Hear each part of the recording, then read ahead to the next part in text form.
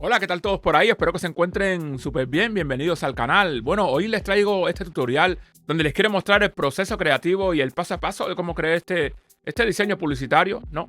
Y bueno, antes de continuar, suscríbete al canal, déjame un like, también déjame un comentario. Recuerden que este es un canal pequeñito y todo esto me hace muy feliz y también me motiva para seguir creando contenido gratuito para todos ustedes. Bueno, en la descripción del video te voy a dejar los materiales por si quieres seguir este vídeo. Y bueno, básicamente el proceso que he seguido consta de distintas fases. Primero, creo una composición previa para hacerme una idea de cómo va a quedar el diseño.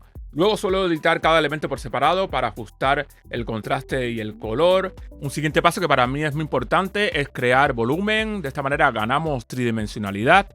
Y esto lo hago creando luces y sombras. Y para esto suelo utilizar todas las herramientas que tenga a mi disposición. Por ejemplo, ajustes de niveles y de exposición. También suelo utilizar un simple pincel de color blanco para crear iluminaciones. Una técnica que seguramente muchos conocen por vídeos que he creado en el canal, que se llama Dodge and Burn, que esto ayuda también a crear volumen y profundidad.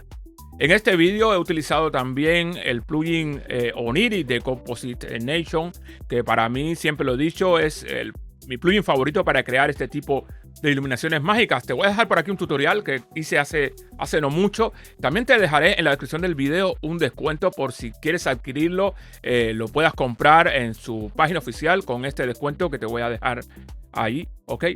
Bueno, después de hacer todo esto, ya suelo pasar a los ajustes finales, agregando texturas, también añadiendo ajustes de color, para finalmente en Camera Raw dar los retoques finales y por supuesto agregar un viñeteado para así dirigir el foco de atención al motivo principal de la imagen. Así que solo espero que este tutorial sea de tu agrado. Echa un vistazo por el canal, ahí encontrarás un montón de tutoriales de este tipo y mucho más efectos creativos que seguramente te ayudarán para tus diseños.